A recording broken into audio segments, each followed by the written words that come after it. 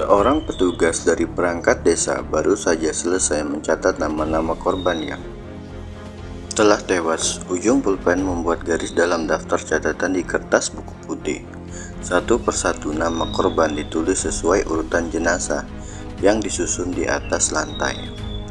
Wajah para jenazah mereka tutupi dengan kain supaya wajahnya tidak terlihat. Tujuan pencatatan nama ini untuk mempermudah dalam pencarian jika nantinya ada keluarga mereka yang mencari. Mereka hanya cukup melihat daftar nama saja dahulu sebelum masuk ke dalam gudang tempat penampungan mayat. Di desa Kaligelaga, setiap warganya saling mengenal satu sama lain dikarenakan desa ini tidaklah terlalu besar. Rahmat kala itu masih melaju di atas sepeda motornya. Mendadak perasaannya diselimuti oleh sebuah rasa takut. Apa yang dia rasakan ini tentu saja normal, walaupun awalnya ia berani dan percaya diri saat mendengar berita pembantaian. Ia sempat berniat turut mencari pelaku, namun kini perasaan itu sekarang telah berbalik jauh. Sebenarnya takut yang dialami Rahmat adalah salah satu jenis emosi manusia yang paling besar dan kuat dan memiliki oleh setiap individu. Emosi yang dirasakan ini bisa melumpuhkan anggota tubuh. Akan tetapi rasa takut juga berperan penting dalam kelangsungan hidup setiap manusia. Faktanya ketakutan dibutuhkan untuk melindungi setiap orang. Perasaan ini membuat Rahmat menjadi waspada terhadap situasi seperti ini yang dianggap oleh otak sebagai situasi berbahaya, dan tubuh akan meresponnya dengan mempersiapkan rasa takut yang berlebihan. Pada kondisi ini, ketakutan yang dirasakan merupakan respon alami tubuh yang normal serta wajar terjadi. Respon ini bisa memunculkan berbagai perubahan pada fisik dan mental. Gejalanya mulai dari ringan dan sedang. Namun rasa takutnya kini mendadak tidak rasional dan menghantuinya secara intens hingga mengganggu rasa percaya dirinya. Gosip tentang Sarjo memiliki ilmu kebal mencuat. Tentu saja semua akan berpikir memburu Sarjo adalah tindakan yang sia-sia. Memburu orang yang tidak bisa dibunuh sama seperti mengantarkan nyawa pada si pembunuh. Di tengah keadaan krusial, banyak sekelompok orang menarik diri dan lebih memilih dan berlindung, dan bahkan sebagian warga memilih untuk keluar dari desa, mengungsi ke tempat lain yang dianggap aman. Rahmat berlalu meninggalkan desa Kaligelaga. Ia fokus pada laju sepeda motor yang dikendarainya. Gas motor ditarik dengan kecepatan tinggi. Pulang ke rumah adalah pilihan paling tepat untuk melindungi diri, keluarga, serta anak-anaknya. Ketika telah jauh meninggalkan desa Kaligelaga, hati Rahmat pun sedikit menjadi tenang setelah sampai di depan jembatan yang mengarah ke desa Sumberwangi.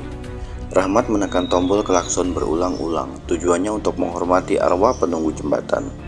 Menurut mitosnya, jika melewati jembatan ini, di desa ini wajib menghidupkan klakson. Oleh karena dahulu di zaman Belanda ada sekitar 45 tentara Jepang yang tewas di jembatan ini. Mereka tewas dengan cara disembelih dan hatinya hilang. Beredar cerita jika tentara itu arwahnya seringkali muncul di depan jembatan ini mencari hati dan jantung mereka yang hilang diambil oleh penganut ilmu hitam di masa lalu. Rahmat lebih sedikit merasa nyaman telah tiba di gerbang desa Nambi. Di daerah ini setiap desa memang memiliki gerbang masing-masing. Desa Nambi menjadi desa paling depan sehingga secara otomatis desa Nambi menjadi gerbang bagi desa lainnya. Setiap orang yang akan menuju 5 desa lainnya semuanya harus melewati desa Nambi terlebih dahulu. "Le Rahmat!" teriak seseorang. "Dari mana sampean?" "Dari Kaligelaga," teriak Rahmat. "Gimana ceritanya Sarjo?" Lelaki tengah bayi tersebut juga menanyai Rahmat. Sarjo di desa Nambi cukup dikenal dikarenakan aktivitas judi sabung ayam yang sering ia ikuti. Hampir dari mereka semua yang saat ini berjaga di depan gerbang mengenal sosok Sarjo tersebut. Rahmat berhenti. Ia mematikan mesin sepeda motornya dan lalu turun di depan gerbang.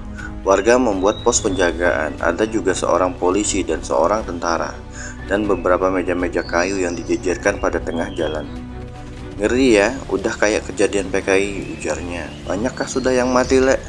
tanya Rahadi, seorang Babin Kamtibnas. "Banyak sekali, Pak." "Gimana ceritanya awal itu, Pak Rahmat?" tanya Rahadi.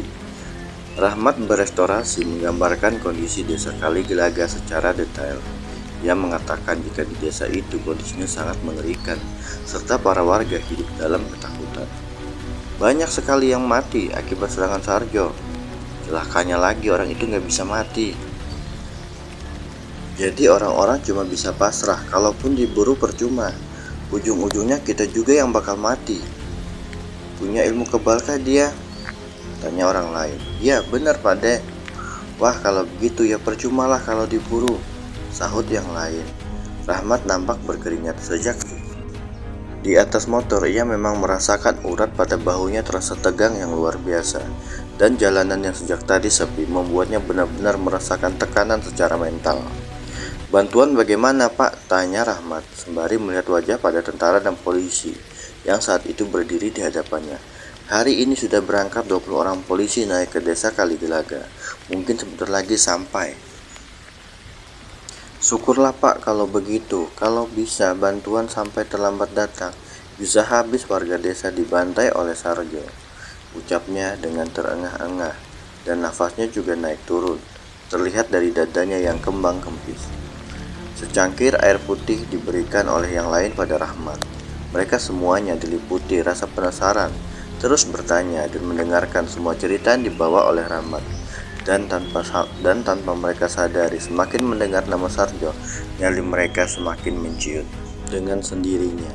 Apalagi saat Rahmat mengisahkan jika Sarjo itu membunuh seperti iblis.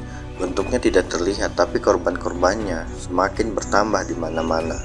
Mayat-mayat banyak bergeletakan di jalan. Orang-orang yang sudah tewas dibunuh, ada yang sudah dievakuasi, ada juga yang masih dibiarkan di jalan. Tidak ada yang berani meninggalkan desa tersebut. Selain laki-laki, anak-anak dan perempuan juga dibantai yang sembunyi.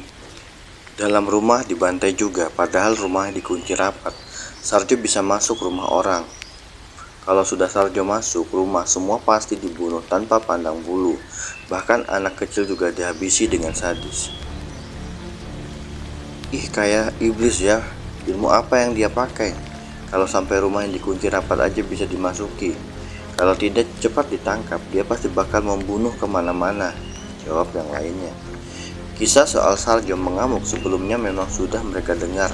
Akan tetapi cerita dari Rahmat inilah yang sangat jelas. Masyarakat, terutama laki-laki yang memiliki nyali, berinisiatif membuat perkumpulan untuk memburu Sarjo. Mereka adalah para lelaki yang memang terkenal di desa Nambi. 9 lelaki ini memiliki julukan nama bajingan.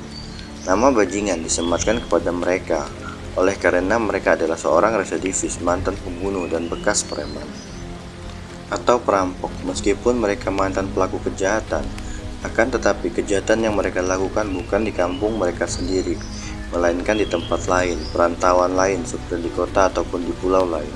Gelar itu disematkan oleh warga kepada mereka.